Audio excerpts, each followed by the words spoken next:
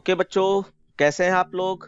मैं आपके लिए जो है बूलियन अलजेब्रा मैंने लास्ट टॉपिक जो पढ़ाया था उसके बाद के मैं एमसीक्यू क्वेश्चन लेके आया हूं। तो आपको बस कमेंट बॉक्स में जो भी इसका क्वेश्चन नंबर है उसका आंसर नंबर वो डालना है। और बाकी जो लाइव क्लास की वीडियो आप यूट्यूब पे देख रहे हैं तो आप अपने यूट्यूब पे भी कमेंट लाइन में इसके आंसर देकर अपने आप को चेक कर सकते हैं या अपने कॉपी पे लिखते रहिएगा। तो इसमें पहला क्वेश्चन आप देख पा रहे होंगे, इन बूलियन अलजेब्रा द और operation is performed by which properties? Associative properties, communicative properties, distributive properties या all of the mentioned?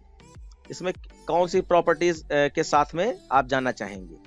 Okay, तो आपने डी आंसर दिया है, दानिया ने, स्नेहा ने डी ऑप्शन दिया है। हाँ, यानी कि आप यहाँ पे अगर देखें तो P plus Q plus R लिखा और मान लीजिए आपने ये वाला ब्रैकेट लगा दिया, ठीक है। और फिर इक्वल टू में आप यहाँ पे P प्लस क्यू को ब्रैकेट में कर दीजिए और यहाँ पे R को बाहर कर दीजिए। तो यहाँ पर ओवरऑल सिर्फ ब्रैकेट्स का आपका फर्क है, लेकिन ये पूरी और प्लस किससे रिप्रेजेंट होता है? प्लस और से रिप्रेजेंट होता है ना। तो ये और प्रॉपर्टीज ही इसमें यूज हो रही, इसलिए आपका ये एसोसिएटिव वाला पहला। अच्छा, कम्युनिकेटिव प्रॉपर्टी में क्या होता है, लॉ बताइए। Sir P plus Q equals to Q plus P। P plus Q equal to Q plus P, ठीक है, बहुत अच्छा। और डिस्ट्रीब्यूटिव में आपका सपोज दैट मैं P प्लस क्यू आर ले लेता हूं, है ना, equal to P plus Q dot P plus R. हाँ, तो आप लोग यहाँ पर इस क्वेश्चन के अकॉर्डिंग एसोसिएटिव लॉ में आपका ये प्लस प्रॉपर्टी यूज हो रही है, इस हिसाब से आप इसमें जा सकते हो। और कम्युनिकेटिव प्रॉपर्टीज के हिसाब से आप ये P plus Q equal to Q plus P इसमें भी जा सकते हो। यानी A और B दोनों में से कोई भी सही हो सकता है। यहाँ पे ऑल द मेंशन्ड लिख दिया गया, तो इसमें ये टाइपिंग मिस्टेक है, आप ये मान के चलिए यहाँ पे both A and B both वाला होना चाहिए, बोथ A एंड B, ये वाला इसकी जगह पे आंसर मैं यहाँ पे लिख के चल रहा हूं। ठीक है बच्चों, फिर नेक्स्ट क्वेश्चन देखते हैं। ऐसे डिस्कस करते हुए आगे बढ़ेंगे। जैसे यहाँ पर नेक्स्ट है, the expression for absorption law is given by. Okay बच्चों, तो आपने यहाँ पे आंसर दे दिया होगा, मैं एक बार चेक कर लेता हूँ। क्वेश्चन नंबर 2 का क्या दिया है आपने? क्वेश्चन नंबर 2 का आपने ए लिखा हुआ है, ठीक है। सुभी 2 का 1 से नहीं, 2 का ए ऐसे करके लिखिएगा, ठीक है। तो 2 का ए का मतलब है आपका A plus A B equal to A होता है, एब्जॉर्प्शन लॉ। तो ठीक है, मैं इसको अभी आपको चेक करा दे रहा हूं, फिर आप इसको आगे बढ़िए।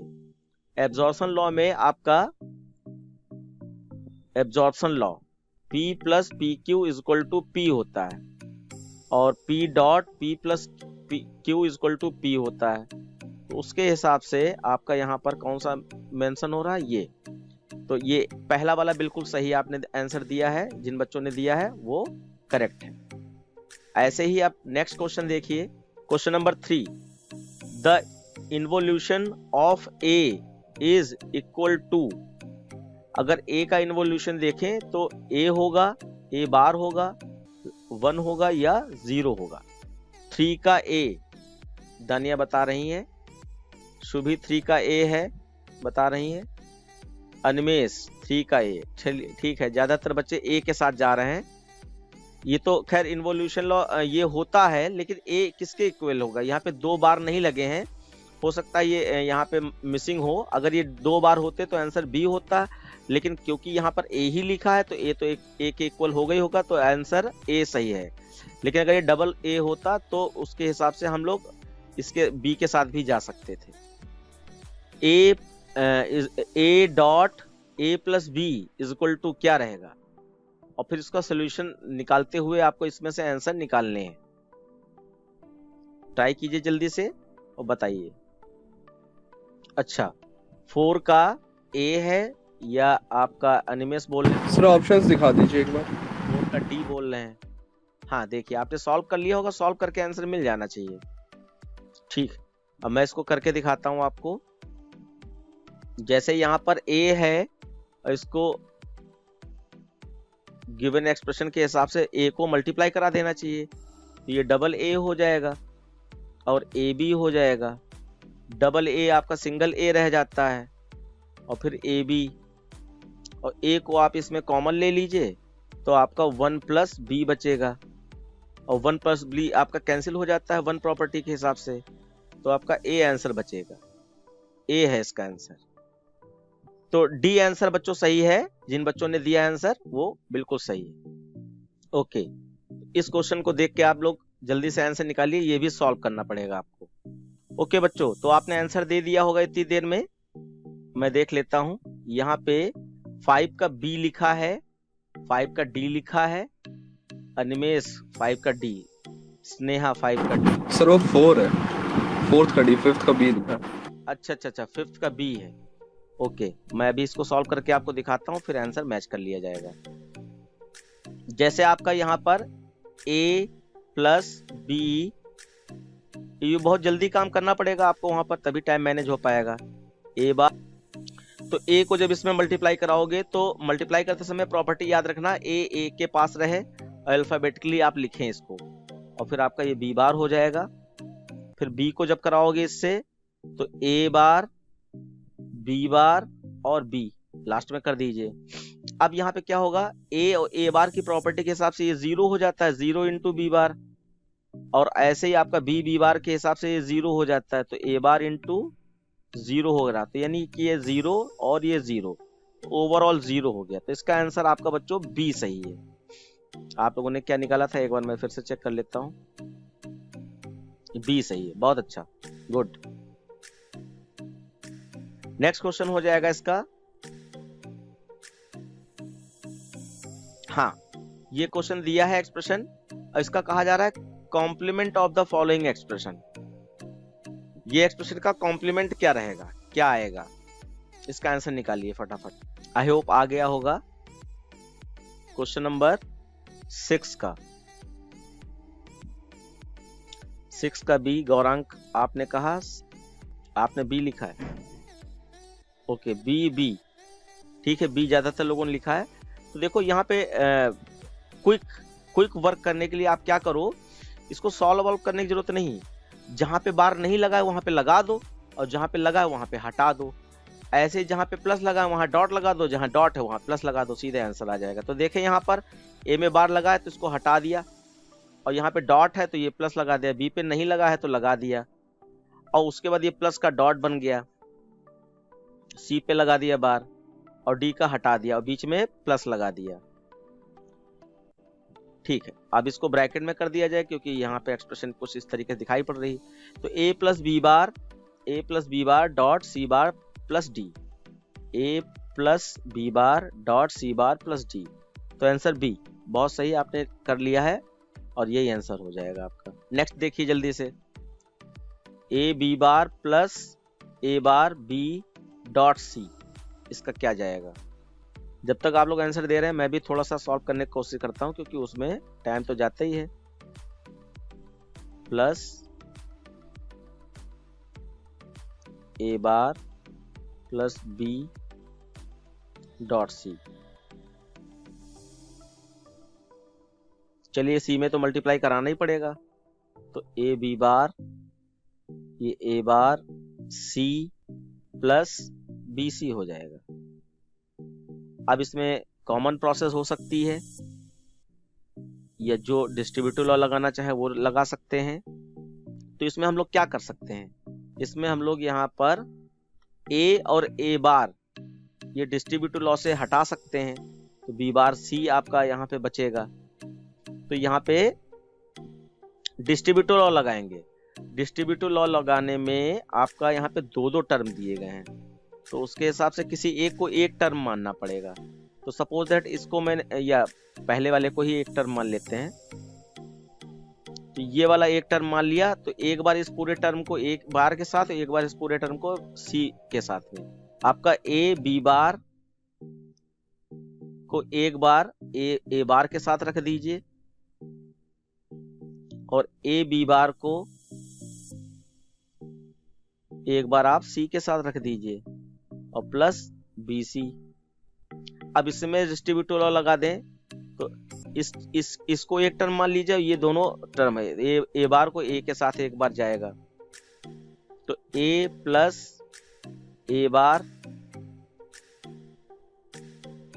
और यहां पर तो ए बार प्लस बी ये जाएगा B bar dot A B bar plus C plus B C. अब ये तो आपका कैंसिल हो जाएगा तो बचा आपका इतना part A bar plus B bar dot A B bar plus C plus B C. अब इसमें क्या प्रोसेस दिखाई पड़ रही है, मल्टीप्लाई कराना पड़ेगा। ए बार को इससे मल्टीप्लाई कराएं तो इधर मैं ठीक है मैं इतना प्रोसेस कर चुका हूं तो ये स्क्रीन को मैं अभी हटा दूंगा। ये आपका आ जाएगा A bar plus B bar dot A B bar plus C plus B C. Okay, ये एक्सप्रेशन मैंने ऊपर लिख ली है। अब इसमें मल्टीप्लाई करा दिया जाए तो आप ए बार को ए बी बार से कराएंगे, ए बार को सी से कराएंगे, प्लस बी को इससे कराएंगे A B bar plus B bar C. Okay, ये इतना हो गया और प्लस बी सी। तो अब यहां पर ए बार ये तो कैंसिल हो जाएगा और ये डबल बी तो डबल बी आपका सिंगल बी हो जाएगा। बाकी ये नीचे वाला मैं अभी हटा दे रहा हूं, ठीक है। तो आपका ये वाला टर्म कैंसिल हो गया। अब आपका A bar C plus A B bar plus B bar C plus B C. तो यहां पे अगर हम सी कॉमन ले लें,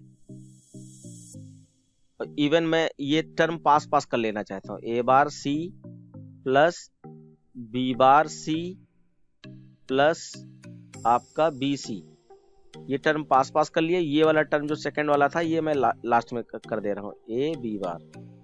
अब यहाँ इन तीनों टर्म में आपका क्या कॉमन आ जा रहा है, सी कॉमन आ जा रहा है, सी। तो आपका बचा क्या, A bar plus B bar plus B, इतना बचा है, प्लस ए बी बार। अब बी बार प्लस बी आपका 1 हो जाता है, यानी कि A bar plus 1 plus A B bar, और फिर ये भी हट जाएगा। तो अब इसको पहले कर लिया जाए तो A B bar plus C answer आया है। बच्चों मैथ तो हो गया। कुछ बड़ी एक्सप्रेशन हो सकती हैं, लेकिन ये तो खैर मैनुअली बनाई गई हैं हम लोगों के द्वारा। वहां पे तो टेस्टेड होगा कि बच्चों को इतना टाइम थोड़ी होता है कि जो ये इतना सारा करे। अब नेक्स्ट क्वेश्चन देखिए। ये नेक्स्ट क्वेश्चन में यहाँ आपका Boolean function a plus B C is reduce form of, देखें आप लोगों में किसने दे पाया आंसर, 8 का b।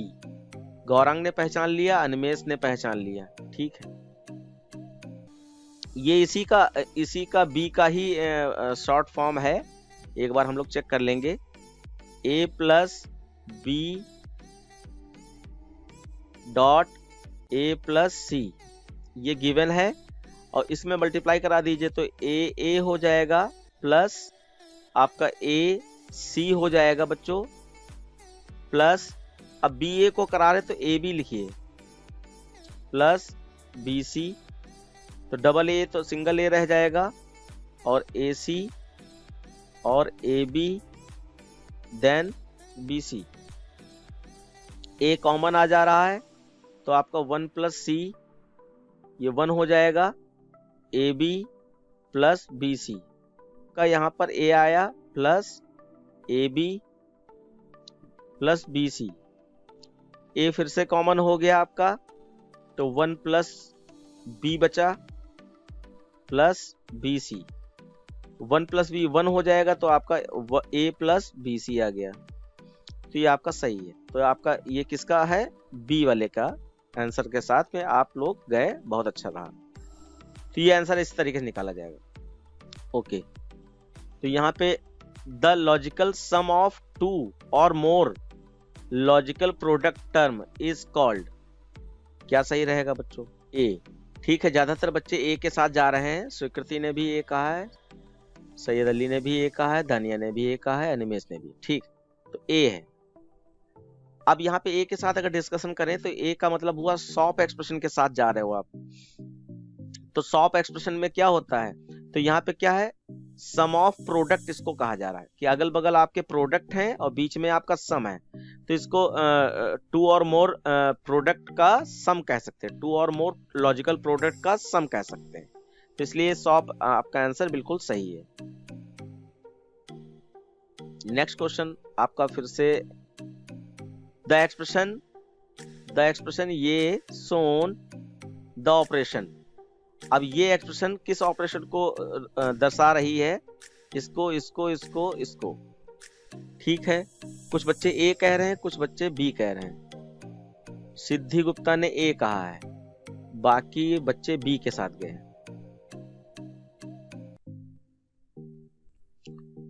बी का मतलब सॉप हुआ और ए का मतलब एक्सॉर हुआ। तो एक्सॉर की एक्सप्रेशन अगर बच्चे आप ध्यान दे रहे हो, सिद्धि बेटा, एक्सॉर की एक्सप्रेशन, तो एक्सॉर में क्या होता है, एक्सऑर,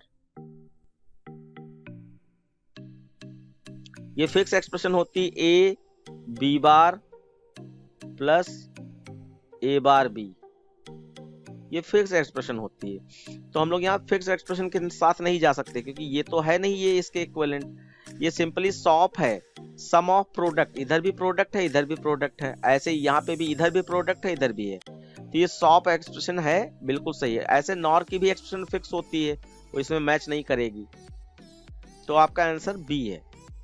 नेक्स्ट देखिए, द एक्सप्रेशन ये सोन द ऑपरेशन। अब ये तो साफ साफ पहचान सकते हैं, 11 का बी, बहुत सही। ये पॉज है, प्रोडक्ट ऑफ सम है, बीच में प्रोडक्ट है, अगल बगल में सम है, तो ये पॉज एक्सप्रेशन है, इसमें कोई एक्सप्लेनेशन की जरूरत नहीं है, क्योंकि प्रोडक्ट ऑफ सम अलग होता है।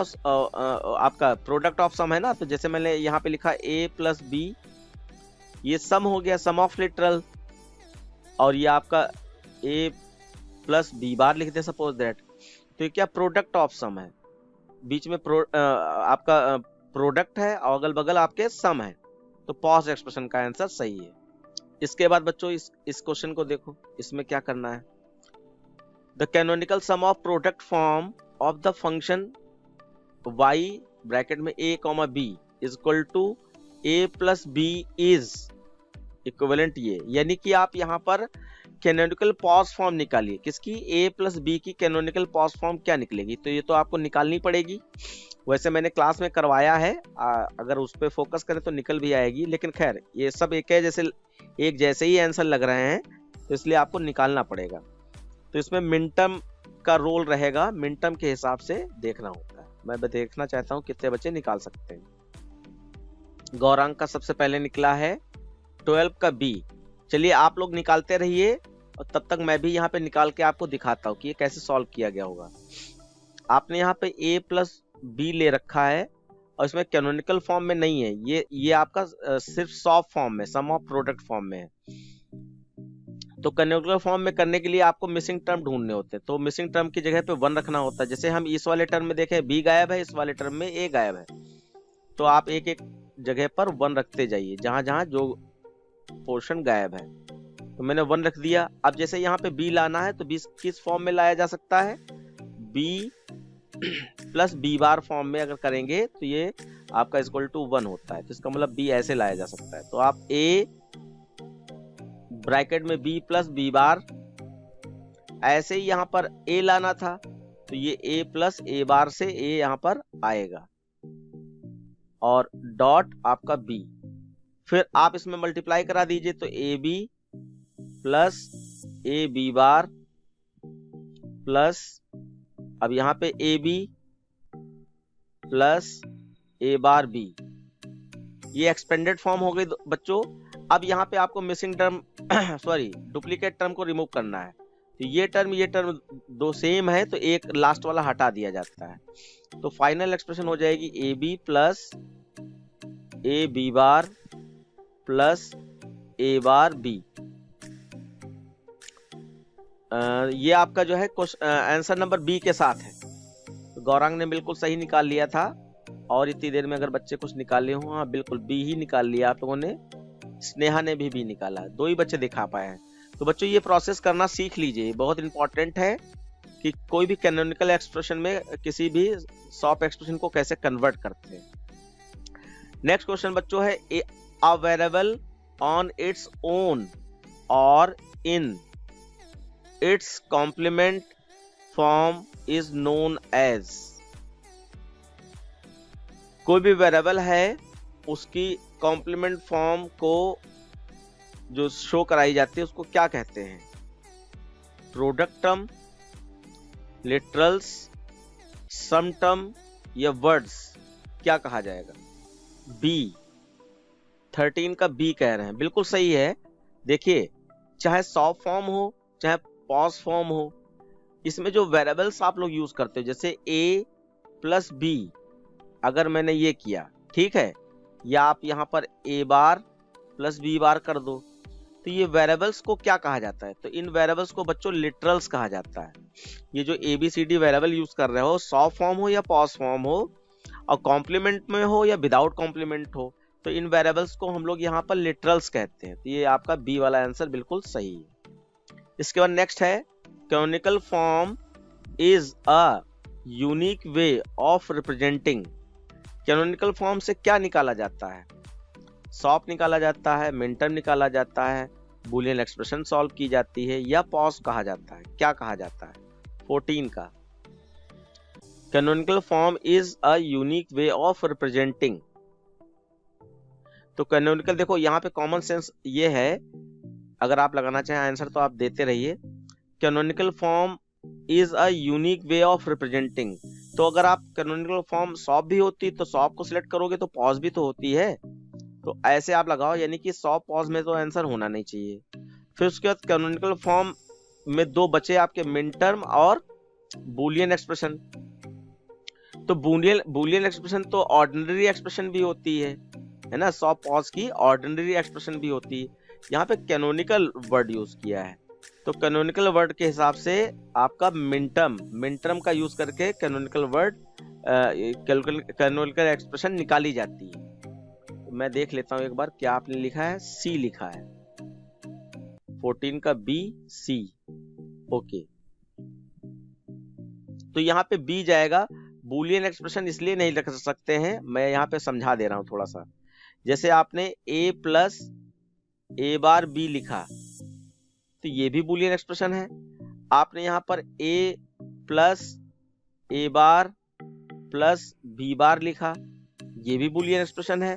आपके यहाँ पर a प्लस और A bar dot A bar plus B, ऐसा करके कुछ लिख दिया, तो ये भी तो बूलियन एक्सप्रेशन है। तो बूलियन एक्सप्रेशन तो सब है, लेकिन यहाँ पर ना ये कैनोनिकल है, ना ये कैनोनिकल है, ना ये कैनोनिकल है, तो कैनोनिकल फॉर्म में तो है ही नहीं आपका। तो यहाँ पर इसलिए ये मिनटर्म जाएगा। वो अलग बात है कि ये एग्जैक्ट, क्योंकि यहाँ पर मिनटर्म ही आपका आ रहा है, क्योंकि सॉफ्ट भी कैनोनिकल होती है और पॉज भी कैनोनिकल होती है, तो इस वजह से ही हम लोग यहाँ पे मिनटर्म लेंगे, और बूलियन एक्सप्रेशन भी हम लोग यहाँ नहीं लेंगे, क्योंकि ये सब बूलियन एक्सप्रेशन ही है। और सॉफ्ट और पॉज फॉर्म जो होती है वो भी बूलियन एक्सप्रेशन ही होती है, तो इसलिए मिनटर्म के साथ में जाया जाएगा। सही आंसर मिनटर्म रहेगा। किसी को कुछ कहना हो तो आप कह सकते हैं, कोई दिक्कत वाली बात नहीं है, जिससे मैं और एक्सप्लेन कर सकूं उसको। चलिए नेक्स्ट क्वेश्चन आ गया आपका, कि आपका there are minterms for 3 variable, there are dash minterms for 3 variable, क्या रहेगा?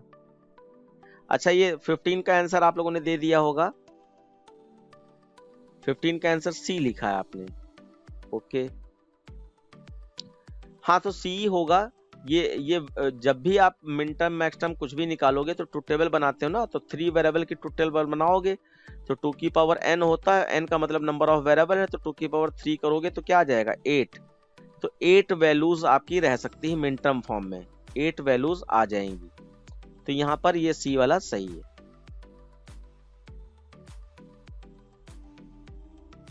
ये बात समझ में आई नहीं आई अनिमेश? यस सर, आ गई। देखो यहाँ पर ए बी सी जब लेके आप चलोगे तो 2 की पावर 3 के हिसाब से आप ये 8 वैल्यू रखोगे टोटल। तो मान लीजिए आपने यहाँ पे पहली वैल्यू में बता रहा हूँ 0 0 0 0 0 1। अब यहाँ पे अगर हम यहाँ पे मिन टर्म बना दें इसका मिन टर्म, तो मिन टर्म में 0 पे बार लगता है, 1 पे नहीं लगता है। तो ये आपके कितने मिन टर्म निकलेंगे टोटल? तो जितनी ये वैल्यू है उतने मिन टर्म निकलेंगे। जैसे यहाँ पर ए बार बी बार सी बार निकलेगा, यहाँ पर ए बार बी बार सी निकलेगा। तो ये तो 8 आएंगे ना टोटल, इसीलिए ये 8 है, क्योंकि 8 वैल्यू होंगी टोटल, 4 0 4 1 के हिसाब से। ठीक है बेटा? Yes sir. नेक्स्ट क्वेश्चन में the output of XOR XNOR है। The output of XNOR gate is 1, which input combination is correct? ये क्वेश्चन बिल्कुल सही साफ सुथरा है। आप यहाँ पे देखिए कि XOR गेट में 1 जब जब आएगा तो A और B की वैल्यू क्या हो सकती है इन चारों में? देखिए XNOR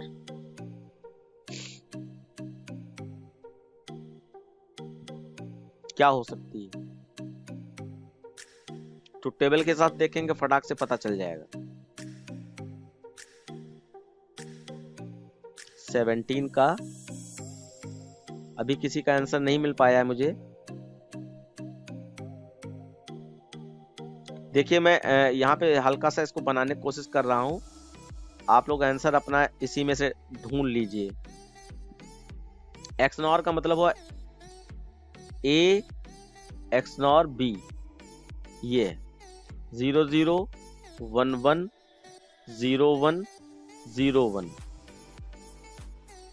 अब यहाँ पर वैल्यू देख के आप कॉम्बिनेशन देख सकते हैं किसके हिसाब से वैल्यू जाएगी। अभी आया किसी का आंसर? ओके, यहाँ पे सी बताया आपने, बिल्कुल सही है। देखिए टेबल के हिसाब से 1 यहाँ पर ये आता है, 1 ये आता है, ये आपके 0 रहते हैं। तो यहाँ पर जब वैल्यूज जो है इसमें नंबर ऑफ 1 जो है इवन टाइम्स माना जाता है। इवन का मतलब एक जैसा, तो यानी यहाँ पे 0 0 एक जैसा है और 1 1 एक जैसा है, तो आपका रिजल्ट इसलिए 1 है। दूसरा यहाँ पे एक और लॉजिक है कि नंबर ऑफ 1 इवन टाइम्स हो, तो इवन का मतलब यहाँ पर है 0 टाइम्स, यानी 1 0 टाइम्स आया हो तो उसको इवन मानेंगे, और या 1 2 टाइम्स आया हो तो उसको इवन मानेंगे। ठीक है, तो यहाँ पहले वाले में 0 टाइम्स आया इसलिए 1 है, और लास्ट वाले में 2 टाइम्स आया इसलिए 1 है। तो आपका यहाँ पर 0 0 वाला ये प्रोडक्ट मैच हो रहा है, तो इसलिए यही आपका सही आंसर है, सी।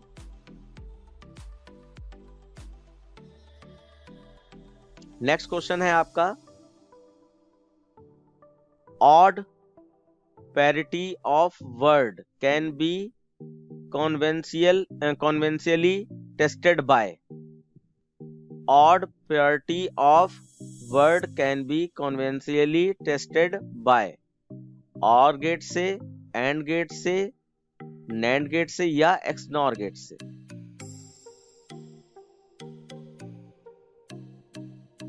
देखिए बताइए क्या रहेगा इसमें।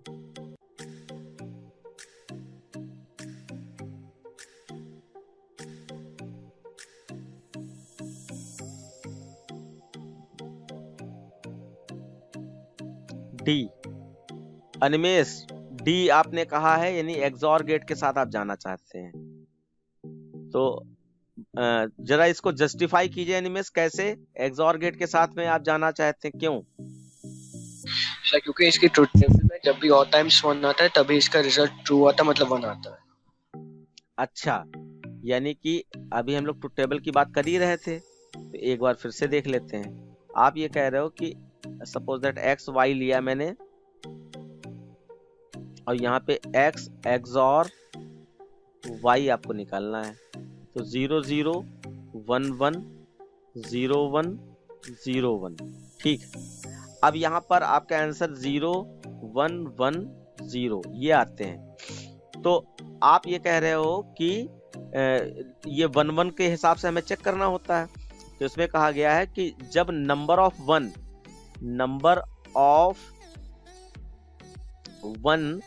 किसकी, एक्स और वाई के, number of one odd time हो, ऑड टाइम, ये इसकी डेफिनेशन थी। तो ऑड का मतलब हुआ या तो वन जो है आपका 1 टाइम्स पाया जाए, एक बार 1 आया हो, या आपका 3 टाइम्स 1 पाया जाए, 3 टाइम्स, तो आपका रिजल्ट में 1 रखा जाएगा। तो बिल्कुल सही है। यहाँ पे ये 1 देखे कितनी बार है, तो एक ही बार है। यहाँ पे भी 1 देखे कितनी बार है, एक ही बार है, तो इसलिए आपका ये 1 आया है। तो ये आंसर डी बिल्कुल सही है आपने एनिमेस। गुड। इसके बाद ये थोड़ा सा डिम है, अगर आपको दिखाई पड़ रहा है तो ठीक है, नहीं तो मैं दूसरा क्वेश्चन ले सकता हूँ। Convert the following soft expression into equivalent pause form. Okay, तो मैं यहाँ पे क्वेश्चन लिख दे रहा हूँ, आप खुद ही अपने आप इसको सजेस्ट कीजिए। और इतना जो मैंने तरीका बताया था कन्वर्ट करने का, आप उसका, जैसे यहाँ पे तो हमें आंसर चेक करने हैं ना, तो आप डायरेक्ट उसके चक्कर में ना पड़िए, आप डायरेक्ट आंसर निकालने की कोशिश करिए, इतना लिखने की जरूरत ही नहीं है। मैं यहाँ पर ये लिख रहा हूँ, A B bar C plus A B C bar plus A bar B bar और सी। तरीका तो आपको पता ही होना चाहिए। जब तक मैं ट्रुथ टेबल बना रहा हूँ, क्योंकि ट्रुथ टेबल से आसान रहता है, या वो मिन टर्म डेफिनेशन निकाल कर भी आसान रहता है, दोनों तरीके से। तो ट्रुथ टेबल से आसान रहता है, तो ट्रुथ टेबल से मैं दिखाई दे रहा हूँ। जैसे कि यहाँ पर आप आंसर तब तक एज्यूम कीजिए क्या होगा। 3 कॉलम मैंने बना दिए, ए बी सी, बी सी,